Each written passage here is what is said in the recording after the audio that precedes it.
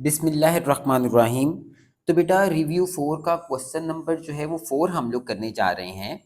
तो बेटा question number 4 की स्टेटमेंट है, फाइंड स्क्वायर रूट फाइंड करें by factorization method and division method और डिवीजन मेथड। मीन एक क्वेश्चन है और उसको हम फैक्टराइजेशन के मेथड से और डिवीजन के मेथड से, दो मेथड से सॉल्व करेंगे। एक्सप्रेशन हमें दी गई है और एक्सप्रेशन हमारे पास है 16x4 plus 8x² plus 1। Done. तो पहले हम लोग कर लेते हैं फैक्टराइजेशन। ठीक है, तो हम लिखते हैं स्क्वायर रूट बाय फैक्टराइजेशन। ठीक है,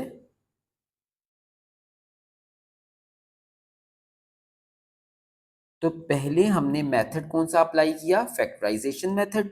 इसीलिए हमने लिख लिया कि फैक्टराइजेशन मेथड से हम इसे सॉल्व करने जा रहे हैं। अब जब हम फैक्टराइजेशन मेथड से करेंगे तो स्टेटमेंट को दोबारा से आप पुट करें, जो एक्सप्रेशन है उसको फिर से लिखा। अब बेटा 16 की जगह पे पुट कर सकते हैं ना 4, क्योंकि 4 4 था 16।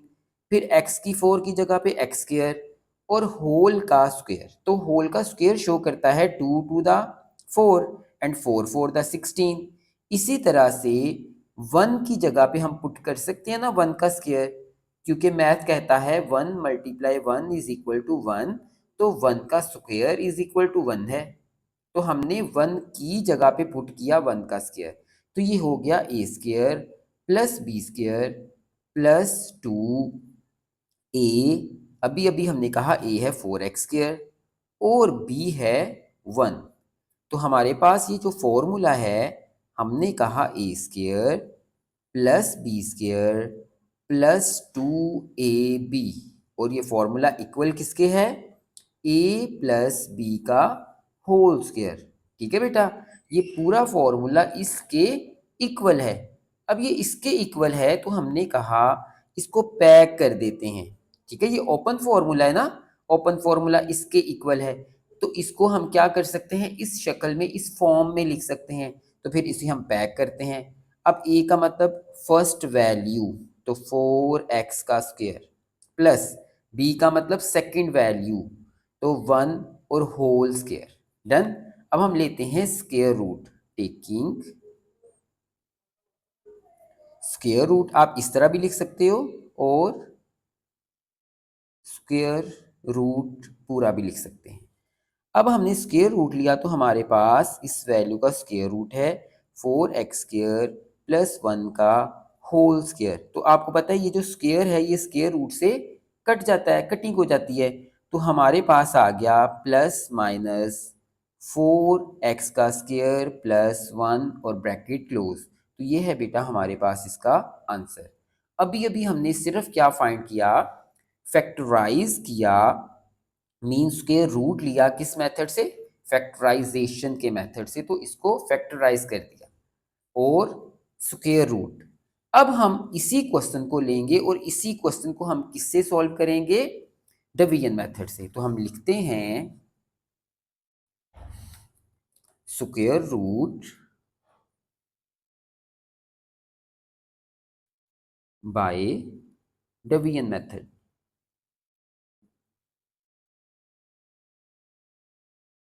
और जो वैल्यू है उसको दोबारा से लिखते हैं, 16x4 8x² प्लस 1।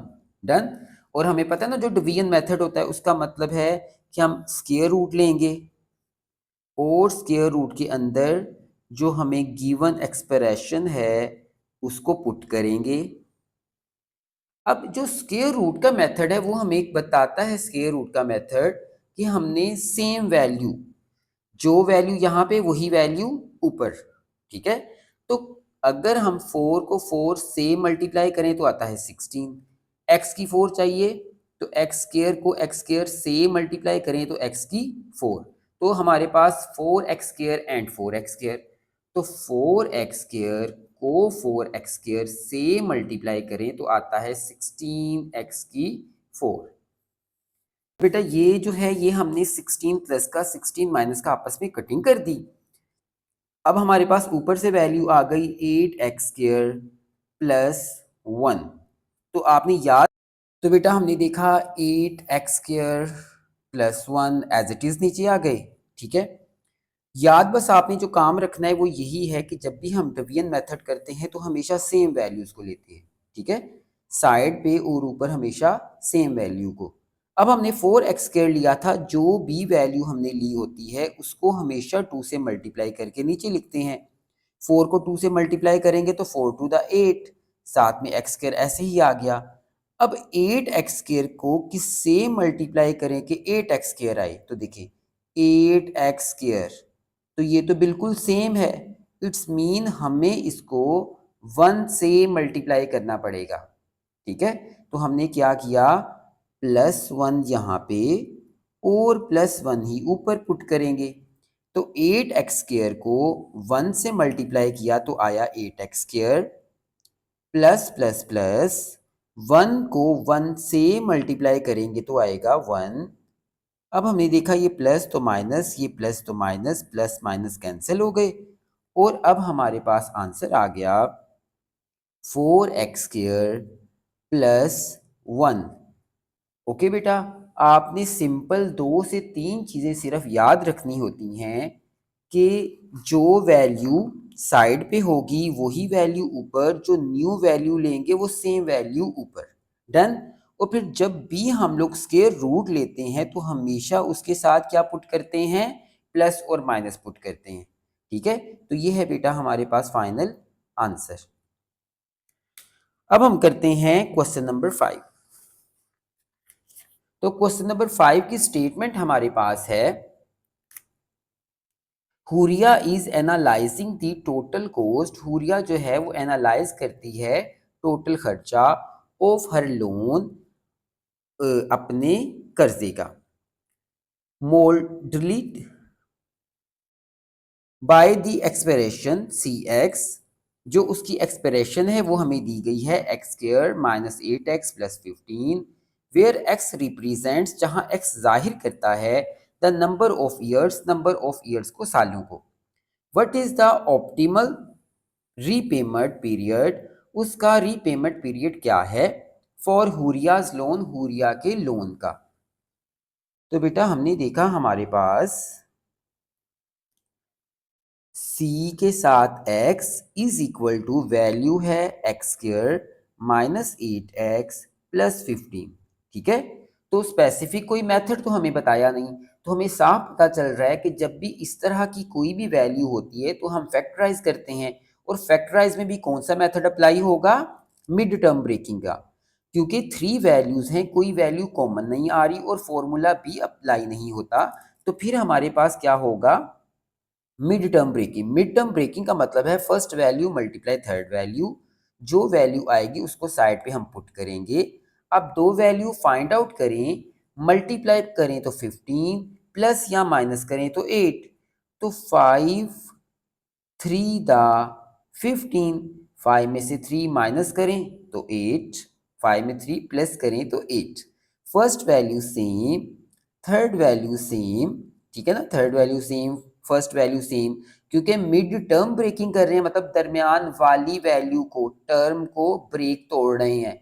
और इस तरह से तोड़ना है कि हमारा जो आंसर है, जो वैल्यू है वो भी 80 बने। इसके साथ माइनस आएगा तो इसके साथ भी माइनस, क्योंकि माइनस माइनस प्लस होगा तो 8 बनेगा। अब ये 1 फैक्टर और ये सेकंड फैक्टर, तो इसमें बेटा हमने देखा हमारे पास आ रहा है x कॉमन, अंदर रह गया x माइनस 5। फिर इसी तरह से -3 के टेबल पे 3 भी और 15 भी, तो 3 common, x plus minus minus 3 5 the 15। तो x माइनस 5 और x माइनस 5 जो है वो कॉमन है, इनको 1 ब्रैकेट में 1 टाइम और बाहर वालों को अलग कर दिया। अब हम मज़ीद सॉल्व करें तो हम कह सकते हैं ना कि x माइनस 5 इक्वल 0 है एंड x माइनस 3 इक्वल 0 है, क्योंकि इन दोनों के एक साइड पे कोई भी वैल्यू नहीं है, और जब कोई भी वैल्यू नहीं होगी तो इसका मतलब हम कह सकते हैं कि ये 0 है। 5 प्लस का उधर जाएगा तो माइनस का, और अगर यहाँ माइनस है तो उधर जाके प्लस का, तो x इज इक्वल टू ये माइनस उधर जाके प्लस का, फिर x इज इक्वल टू ये माइनस उधर जाके 3 प्लस का।